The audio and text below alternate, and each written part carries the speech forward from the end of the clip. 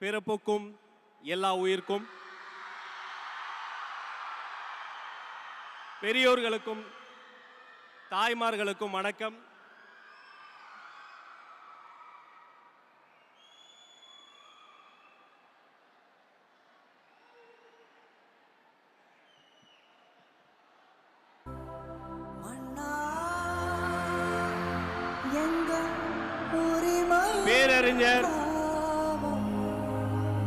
பேரறிஞர் அண்ணா பிறந்த மண்ணில் தமிழக வெற்றி கழகத்தினுடைய தலைவர்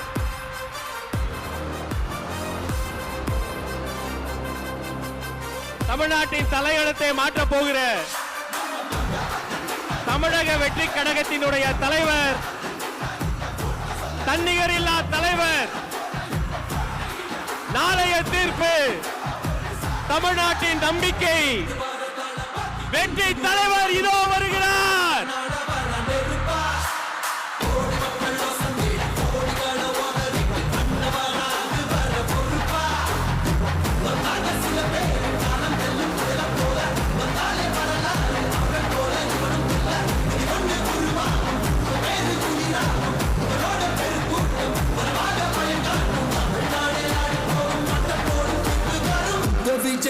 விஜய் உயிரன வரனா,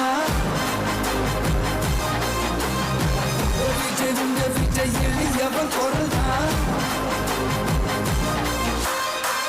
விஜய் தனியாளில் கடல்னா, விஜய் எளியவன் குரல்னா, விஜய் தனியாளில் கடல்னா, மக்கள் தானே மன்னர்களை உனக்கு காட்ட வரனா.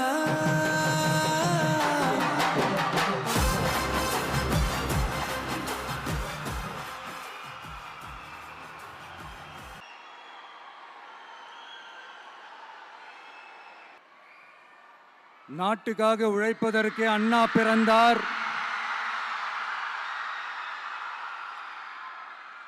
பொது நலத்தில் தானே நாள் முழுக்க கண்ணா இருந்தார் அப்படின்ட்டு எம்ஜிஆர் அவர்கள் ஒரு பாட்டு ஒன்று பாடியிருக்கிறாங்க, கேட்டிருப்பீங்க. அப்படிப்பட்ட நம்ம காஞ்சி தலைவர் அறிஞர் அண்ணா அவர்கள் பிறந்த மாவட்டம் தான் இந்த காஞ்சிபுரம் மாவட்டம்.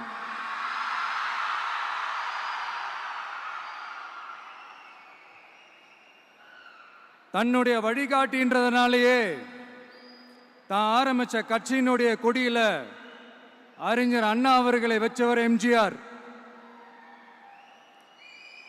ஆனா அறிஞர் அண்ணா அவர்கள் ஆரம்பிச்ச அந்த கட்சியை அதுக்கப்புறம் கைப்பற்றினவங்க என்னெல்லாம் பண்றாங்கன்னு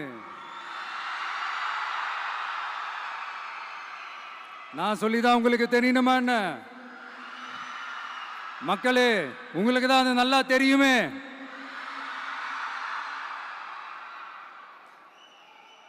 தனிப்பட்ட முறையில் எங்களுக்கும் அவங்களுக்கும் எந்த பிரச்சனையும் கிடையாதுங்க. எந்த வாய்க்கா வரப்பு தகராறுலாம் எதுவுமே கிடையாதுங்க. அப்படியே இருந்தாலும் அது நம்ம கண்டுக்கவே போறது இல்லைங்க. தனிப்பட்ட முறையில் அவங்களுக்கு வேணா நம்ம மேல வன்மத்தோட இருக்கலாங்க. ஆனா நாமெல்லாம் அப்படி கிடையவே கிடையாதுங்க.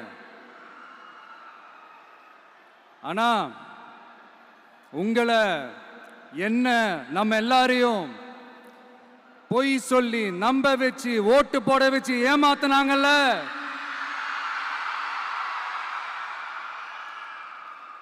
அப்படி ஏமாத்தி ஆட்சிக்கு வந்து நல்லது செய்யற மாதிரி நடிக்கிறாங்கல்ல, நாடகம் ஆடுறாங்கல்ல, அவங்கள எப்படி நம்ம கேள்வி கேட்காம இருக்க முடியும்? அதனால அவங்கள நம்ம கேள்வி கேட்காம விட போறதே இல்லை.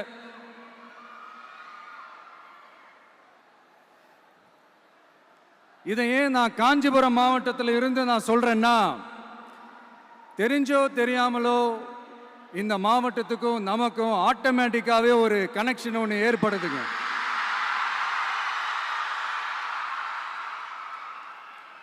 ஏன்னா நம்மளுடைய முதல் கள பயணத்தை தொடங்கினதே பரந்தூர்ல இருந்து தான்.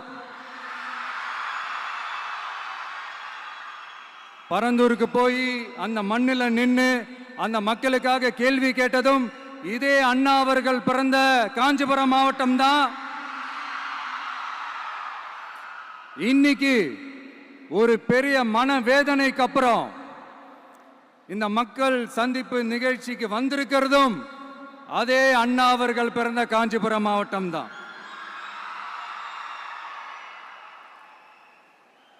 அதனால நமக்கு எல்லாமும் கொடுத்த நம்ம மக்களுக்காக எல்லா நல்லதையும் செய்யணும், அதுவும் சட்டப்பூர்வமாக செய்யணும், அங்கீகாரத்தோட செய்யணும், அதிகாரப்பூர்வமாக செய்யணும், ஒட்டுமொத்த தமிழ்நாட்டு மக்களுக்கும் செய்யணும், ஒரே மாதிரி செய்யணும், ஒரே எண்ணத்தோட செய்யணும். அந்த ஒரே லட்சியத்தோட தான் நாம் அரசியலுக்கே வந்திருக்கிறோம். அதனால தான் மக்களிடம் செல் அப்படின்னு சொன்ன அண்ணாவை கையில் எடுத்தோம். அவங்க சொன்ன மாதிரி மக்களை நோக்கி போறோம். ஆனா மக்களிடம் செல்னு சொன்ன அண்ணாவை மறந்தது யாரு?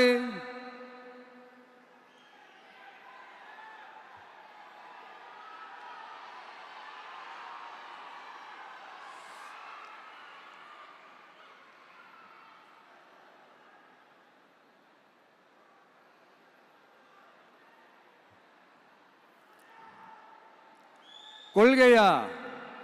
அதனப்பா கிலோ என்ன விலை என்னன்னு கேட்கிற அளவுக்கு அப்படி ஒரு கட்சியை ஒன்று நடத்திக்கிட்டு அந்த கட்சியினுடைய தலைவர் தமிழ்நாட்டு முதல்வர் சொல்றாரு, நமக்கு கொள்கை இல்லையா? எப்படி நமக்கு கொள்கை இல்லையா?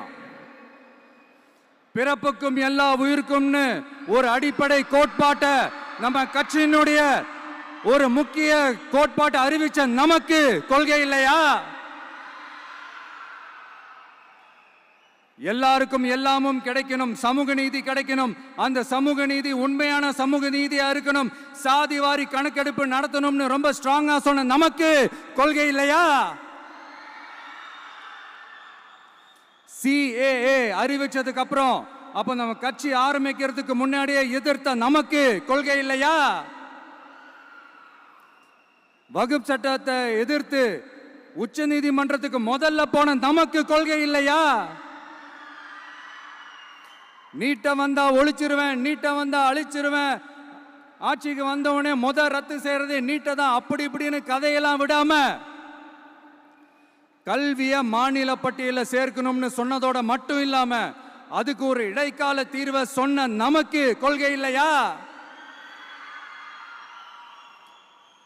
சமத்துவம் சம வாய்ப்புன்னு ரொம்ப ஸ்ட்ராங்கா சொன்ன நமக்கு கொள்கை இல்லையா? இப்படி கொள்கையை வெறும் பேச்சில மட்டுமே பேசிக்கிட்டு எல்லா கொள்கையும் அண்டர் கிரவுண்ட்ல அடக்கி வச்சுக்கிட்டு என்னமோ இவங்களுக்கு மட்டும்தான் எல்லா கொள்கையும் குத்தகைக்கு எடுத்த மாதிரி, இவங்க கொள்கையே கொள்ளை தானே. எப்படி இவங்க கொள்கையே கொள்ளை தானே. இதெல்லாம் மக்களுக்கு யாருக்கும் தெரியாதுன்னு நினைச்சிட்டு இருக்கீங்களா?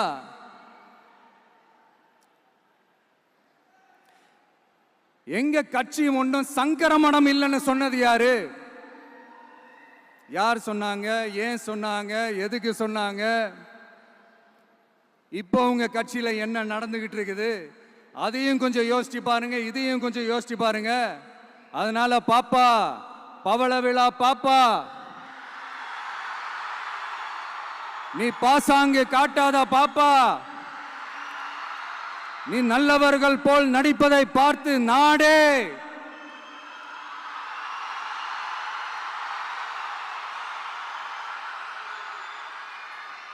பாப்பான்னு சொன்னோம்.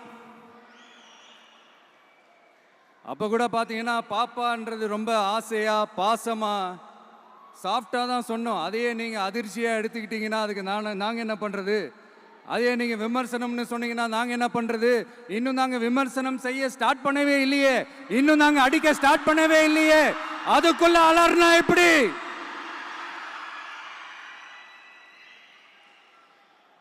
அதனால உங்க அரசவை புலவர்கள் யாராவது இருந்தாங்கன்னா கர்ச்சீஃப் எடுத்து அவங்க கண்ணீரை துடைத்து விடுங்கள். சரி, அது அவங்க பிரச்சனை, அவங்க பார்த்துக்கிட்டோம்.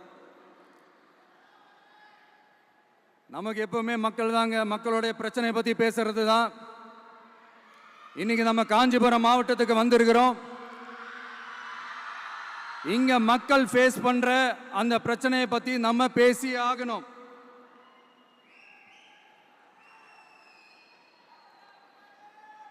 இந்த காஞ்சி மண்ணை வாழ வைக்கிற ஜீவ நதி பாலாறு, உயிர் நதி பாலாறு. இந்த மக்களோட உயிரோடவும் ரத்தத்தோடும் கலந்து ஓடுவது பாலாறு. அந்த பாலாறை இன்னைக்கு பெரியார் பெயரையும் அண்ணா பெயரையும் சும்மா பேருக்கு வச்சுக்கிட்டு ஆட்சி நடத்துறவங்க என்ன பண்றாங்க தெரியும்ல? சுரண்டிட்டாங்க, கொள்ளையடிச்சிட்டாங்க, நாசம் பண்ணிட்டாங்க, மோசம் பண்ணிட்டாங்கன்னு இன்னும் என்ன வேணாலும் சொல்லலாம். ஆக மொத்தம் அழிச்சிட்டாங்க. இதை நான் ஏதோ போற போக்கில் ஏதோ அடிச்சு விடலங்க, ஆதாரத்தோட தான் சொல்றேன். அனுமதிக்கப்பட்ட அந்த லெவலை தாண்டி 22,70,000 யூனிட் மணலை கொள்ளையடிச்சிருக்கிறாங்க. ஆக மொத்தம் இதுல அவங்க அடிச்ச கொள்ளை எவ்வளவு தெரியுமா? ரொம்பலாம் இல்ல, கம்மி தான். 4,730 கோடி. கம்மி தான் இல்ல?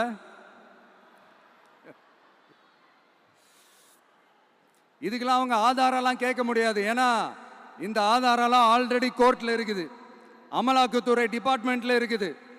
அந்த டிபார்ட்மெண்ட்ல வேலை செஞ்ச சில நல்லவர்கள் அவங்க அடிச்ச அந்த கொள்ளையெல்லாம் தாங்க முடியாம வெளியில சொன்ன அந்த ஆதாரங்கள் இதெல்லாம் சம்பந்தப்பட்டவங்களுக்கு இன்னும் நல்லாவே தெரியும். அதனால இது சம்பந்தமா ஆதாரங்களை கொடுலாம் அவங்க கேட்க முடியாது.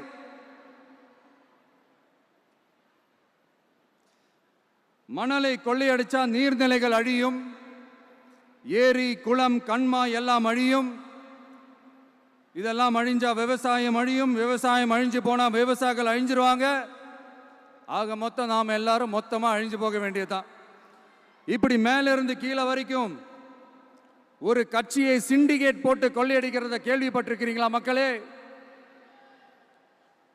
இதே காஞ்சிபுரத்தோட உலக பெருமை நம்ம பட்டும் கைத்தறி துணியும் அதை தயாரிச்சு கொடுக்கிற கைத்தறி நெசவாளர்களும் தான். காஞ்சிபுரம் பட்டுன்னு சொன்னா உலகத்துக்கே தெரியும். ஆனா அதை தயாரிச்சு கொடுக்கிற நெசவாளர்கள் நிலை என்ன தெரியுமா? வறுமை, துன்பம், கந்துவட்டி கொடுமை. பட்டு கைத்தறிக்கு கூட்டுறவு சங்கங்கள் இருக்கு, பருத்தி கைத்தறிக்கும் கூட்டுறவு சங்கங்கள் இருக்கு. சுமார் 40,000 பேர் அதில் உறுப்பினர்களா இருக்கிறாங்க. அது போக சாய தொழில், தறிப்பட்டறை தொழில் இதை நம்பி 40,000 குடும்பங்கள் இருக்கு. ஆனா அவங்களோட ஒரு நாள் கூலி எவ்வளவு தெரியுமா? வெறும் 500 ரூபா தான். அதை கொஞ்சம் அதிகப்படுத்தி கொடுங்கன்னு போராடி போராடி பார்த்து ஒன்றும் நடக்கல. இதோட அவங்க கஷ்டம் முடிஞ்சுதா? வடகிழக்கு பருவமழை அந்த 500 ரூபா கூலிக்கு வேட்டு வச்சிடுச்சு. எப்படி விவசாயிகள் டெல்டா மாவட்டங்களில் மழையால பாதிக்கப்பட்டாங்களோ, அவங்கள கண்டுக்காம எப்படி இந்த அரசாங்கம் கைவிட்டுடுச்சோ, அதே மாதிரி தான் நம்ம கைத்தறி நெசவாளர்களும் மழையால பாதிக்கப்பட்டிருக்கிறாங்க.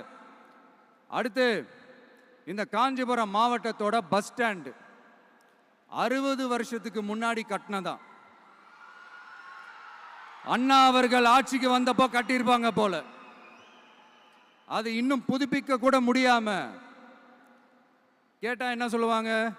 அந்த லேண்டு கேஸ்ல இருக்குது. இல்ல நான் கேட்கிறேன்,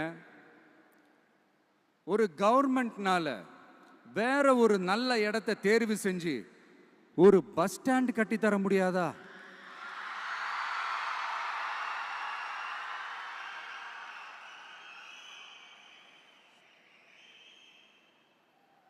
பிரச்சனை என்ன தெரியுமாங்க? அவங்களுக்கு மக்களை பத்தி யோசிக்கிறதுக்கே நேரம் இல்லை. அதுதான் பிரச்சனை. அடுத்து பாலாஜாபாத் பக்கத்துல அவலூர் ஏரி இருக்கு. அது பாலாற்றை விட உயரமா இருக்கு. அதனால என்ன ஆகுதுன்னா, ஆத்து தண்ணி ஏரிக்கு போக முடியாம போயிடுது. அதை சரி பண்ணி அந்த இடத்துல ஒரு தடுப்பணையை கட்டினா ஏரி நிறைய தண்ணி நிற்கும். அப்படி நின்னா அவலூர் மட்டும் இல்ல, ஆசூர் உட்பட இன்னும் எத்தனை கிராமங்கள், எத்தனை ஆயிரம் ஏக்கர் விவசாயம் நல்லா நடக்கும். இதுக்கு இன்னும் எத்தனை வருஷம் மக்கள் கோரிக்கை கொடுக்கணும், மக்கள் போராடணும். இந்த பிரச்சனையெல்லாம் இருக்கிற அதே காஞ்சிபுரம் மாவட்டத்தில் தான் பரந்தூர் ஏர்போர்ட் கட்டுற பிரச்சனையும் இருக்குது. அந்த பிரச்சனையில கண்டிப்பா நாங்க விவசாயிகள் பக்கம் தான் நிற்போம். அதுல எந்த மாற்று கருத்துமே கிடையாது. இந்த கவர்மெண்ட் பரந்தூர் விவகாரத்தில் எங்களுக்கோ இல்ல விவசாயிகளுக்கோ எந்த விதமான காரணங்கள் சொல்லி எஸ்கேப் ஆகவே முடியாது. இப்படி மக்களுக்காக மக்களோட பிரச்சனைகளை எடுத்து பேசுறதுனால இப்போ ஆட்சியில் இருக்கிறவங்களுக்கு நம்ம மேலே ஒரு ஆத்திரம் வரத்தானே செய்யும். அதனால தான் நீங்கள் பார்த்தீங்கன்னா சட்டசபையில் ஆரம்பித்து ஒரு சாதாரண நிகழ்ச்சி வரைக்கும் எல்லா மேடையிலையும் மேடைக்கு மேடை டிவிக்கே தான். டிவிக்கே அவதூறு, அவதூறு டிவிக்கு, டிவிக்கே அவதூறு, அவதூறு டிவிக்கு. இதுக்கெல்லாம் கண்டிப்பாக நாங்கள் பதில் சொல்லுவோம், சொல்லாமலாம் இருக்க மாட்டோம். இப்போ கூட கரூரை பற்றி பேசுவேன்னு எதிர்பார்த்துருப்பாங்க. அதை நான் கொஞ்சம் அப்புறமா பேசுகிறேன். பட் இப்போ நம்மளுடைய விஷன் என்னன்னு சொல்லணும்னு நான் கொஞ்சம் ஆசைப்படுறேன். நம்ம ஆட்சிக்கு வந்தா, அது என்ன வந்தா,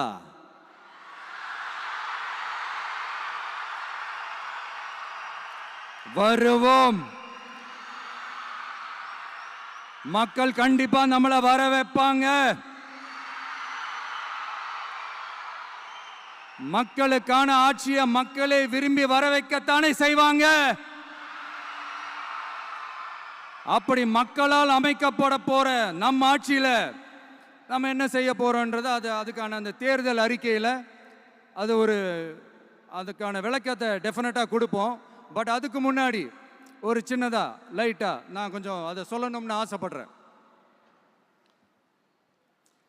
எல்லாருக்கும் நிரந்தரமான வீடு இருக்கணும்.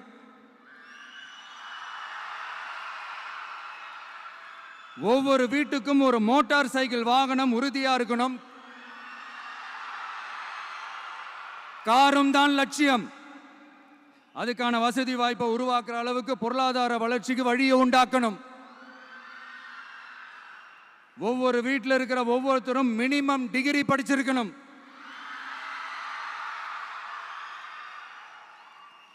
ஒவ்வொரு வீட்லையும் குறைந்தபட்சம் ஒருத்தருக்கு நிரந்தர வருமானம் கிடைக்கணும். அதுக்கான வேலை வாய்ப்பை உருவாக்கணும். அதுக்கு தகுந்த மாதிரி கல்வியில பாடத்திட்டத்தில் சீர்திருத்தம் செய்யணும். கவர்மெண்ட் ஹாஸ்பிட்டல்ஸுக்கு மக்கள் எல்லாரும் பயம் இல்லாம நம்பி போற மாதிரி மாத்தணும். பருவமழை காலத்தில் ஏற்படுற வெள்ளத்தால ஊரும் சரி, மக்களும் சரி, விவசாயமும் சரி பாதிக்கப்படாம இருக்கணும். அதுக்கு 4000 கோடி திட்டம்னு ஒரு உருட்டுனாங்களே, அந்த மாதிரிலாம் எதுவும் இல்லாம உண்மையான ஒரு பாதுகாப்பு திட்டத்தை உருவாக்கணும். மீனவர்களோட, தொழிலாளர்களோட, நெசவாளர்களோட, அரசு ஊழியர்கள் மற்றும் ஆசிரியர்களோட கருத்து கேட்டு அவங்களுக்கான பாதுகாப்பு மற்றும் வளர்ச்சி திட்டங்களை உருவாக்கணும். உருவாக்குறது மட்டும் இல்லை, அதை செயல்படுத்தணும். முக்கியமாக இண்டஸ்ட்ரியல் டெவலப்மெண்ட்ஸில் கான்சென்ட்ரேட் பண்ணணும். எல்லாத்தையும் விட ரொம்ப ரொம்ப முக்கியம், சட்டம் ஒழுங்க ரொம்ப ஸ்ட்ரிக்டாக வச்சிருக்கணும். நம்மளுடைய அம்மா, அக்கா, தங்கச்சிகள், அவங்களுடைய பிள்ளைகள், குழந்தைகள் எல்லாருக்கும் பாதுகாப்பை, அதுவும் உண்மையான ஸ்ட்ராங்கான பவர்ஃபுல்லான பாதுகாப்பை உண்டாக்கணும். அண்ணா யூனிவர்சிட்டியில நடந்த அந்த பெண்ணுக்கு நடந்த அந்த பிரச்சனை மாதிரியோ, இல்ல கோவையில் நடந்த அந்த கல்லூரி பெண்ணுக்கு நடந்த பிரச்சனை மாதிரியோ அதெல்லாம் நடக்க விடவே கூடாது. நம்ம வீட்டு பெண்கள் ஸ்ட்ராங்கா, பயமே இல்லாம தைரியமா இருக்கணும்.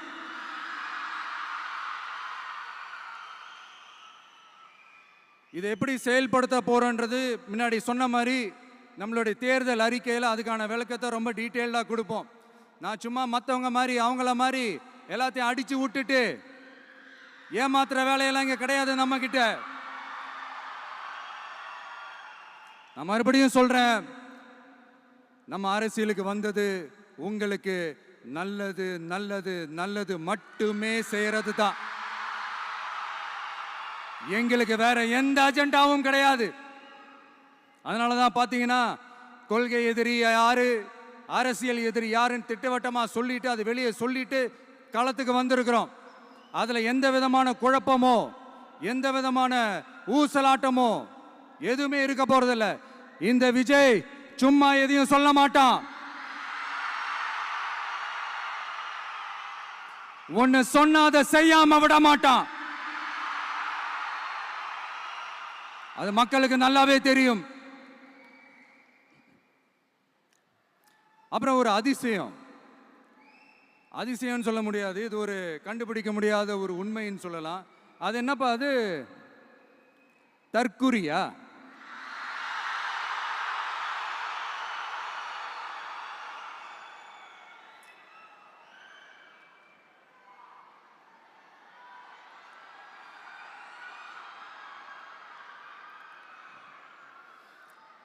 நம்ம டிவிகேக்கு சப்போர்ட் பண்ற கோடிக்கணக்கான லட்சக்கணக்கான மக்கள், நம்மளுடைய நண்பிகள், நம்மளுடைய ஜென்சி கிட்ஸ் எல்லாரையும் தற்குறிகள்னு சொல்லி வாங்கி கட்டிக்கிட்டு இப்போ அவங்களாம் தற்குறி எல்லாம் கிடையாது, அப்படிலாம் அவங்கள கூப்பிடாதீங்க.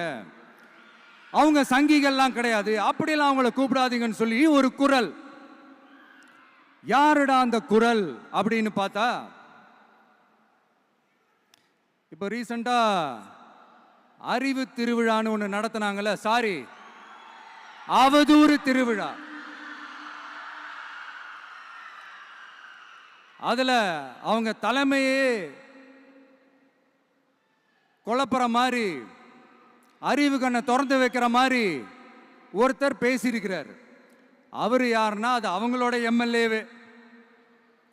அந்த எம்எல்ஏ யாருன்னா நம்மளுடைய கொள்கை தலைவர்கள் ஒருத்தரான மக்கள் சேவகர் அஞ்சலை அம்மாளோட சொந்தக்காரர். என்னடா இது இப்படி ஆகி போச்சு, டிவிகேக்கு சப்போர்ட் பண்ற மாதிரி நம்ம கட்சியிலேருந்தே ஒரு குரல் வருதுன்னு சொல்லி தலைமையில் ஃபுல்லா கன்ஃபியூஷன். அந்த கன்ஃபியூஷன் இதோட நிக்காது. அந்த ஆதரவு குரல் ஒரு வீடு விடாம ஒரு இடம் விடாம எல்லா இடத்துலயும் எல்லா வீட்லயும் இன்னும் பலமா எதிரொலிக்குதான் இல்லையான்னு பாருங்க. சும்மா பிளாஸ்ட் தான்.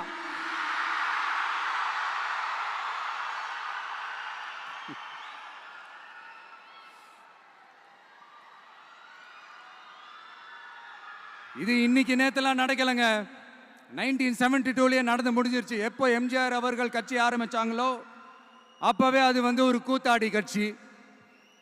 எப்போ எம்ஜிஆர் அவர்களுக்கு பின்னாடி அத்தனை மக்கள் திரண்டு நின்னாங்களோ அப்பவே அது ஒரு கூத்தாடி கும்பல். நடிகர் கட்சின்னு சொன்ன ஒருத்தர் அதுக்கப்புறம் எம்ஜிஆர் கூடயே போய் சேர்ந்துட்டாரு. இன்னொருத்தர் இவரெல்லாம் ஒரு ரவுண்டு தாங்க வருவாரு, ரெண்டாவது ரவுண்ட்லாம் காணாம போயிடுவார்னு சொல்ல இன்னொருத்தர் அதுக்கப்புறம் போய் எம்ஜிஆர் கிட்டே போய் சேர்ந்துட்டார். ஸோ இந்த மாதிரி இவங்க ரெண்டு பேர் மட்டும் இல்லை, ஒட்டுமொத்த தமிழ்நாட்டு மக்களும் எம்ஜிஆர் அவர்கள் கூட தானே போய் சேர்ந்தாங்க.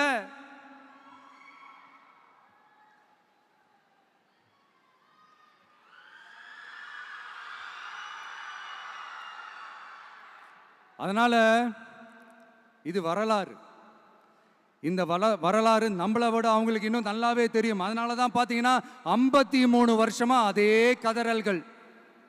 கூத்தாடி கூட்டம், நடிகர் கட்சி, நடிகர் கூட்டம், இப்படி. மர்மயோகின்ற ஒரு படத்தில் அவருடைய கேரக்டர் பேர் கரிகாலன். அதில் ஒரு சூப்பர் டயலாக் ஒன்று சொல்லியிருப்பார்.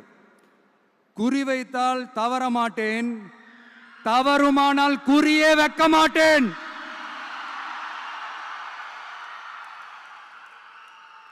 இதெல்லாம் யாருக்கு சொல்றோம் எதுக்கு சொல்றோம்னு புரிய வேண்டியவங்களுக்கு புரிஞ்சா நல்லா இருக்கும்.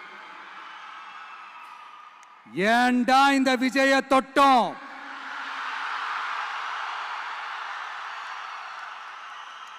ஏண்டா விஜய் கூட இருக்கிற அந்த மக்களை தொட்டோம் நினைச்சு நினைச்சு நினைச்சு ஃபீல் பண்ண போறீங்க.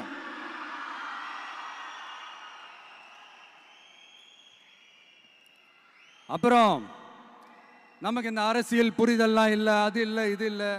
அப்புறம் நான் கேட்குறேன், மக்கள் எல்லாரும் உங்களுக்கு தற்குறிகளா?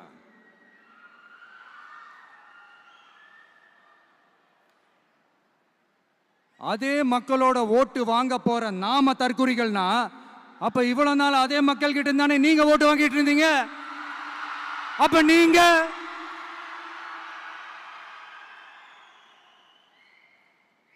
அந்த மக்களுக்கு நீங்க காட்டுற மரியாதையும் நன்றியும் இதுதானா?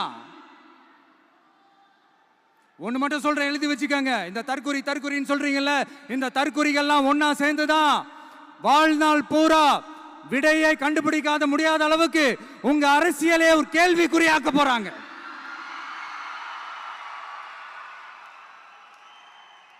இவங்கெல்லாம் யாரும் இங்க தற்குறிகள்லாம் கிடையாது. இவங்க எல்லாரும் தமிழ்நாட்டு அரசியலோட ஆச்சரியக்குறி.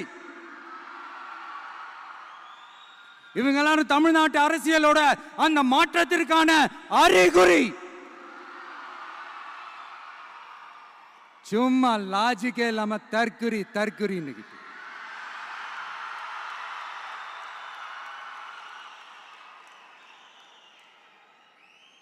நண்பா, நண்பி,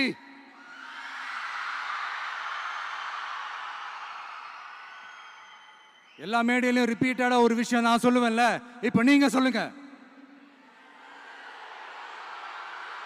ஒண்ணு, இன்னொன்னு, ரிப்பீட். ஒண்ணு, இன்னொன்னு. இந்த போட்டி எப்படி இருக்க போகுதுன்னா, மக்களோட மக்களா நிக்கிற நமக்காக மக்களே டிசைட் பண்ணி போறாங்க. My dear sir, my dear uncle,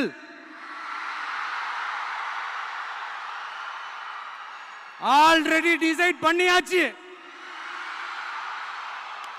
கான்பிடென்டா இருக்க மக்களே, நல்லதே நடக்கும், வெற்றி நிச்சயம். மீண்டும் சந்திக்கும் வரை நன்றி, வணக்கம்.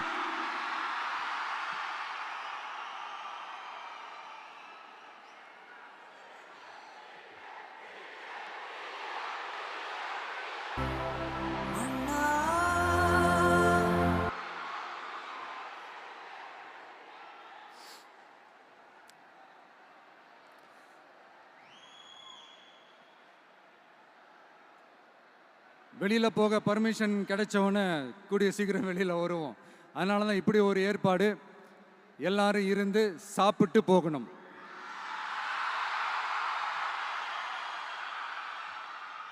நன்றி, வணக்கம். சொல்ல மறந்துட்டேன், என் நெஞ்சில் குடியிருக்கும்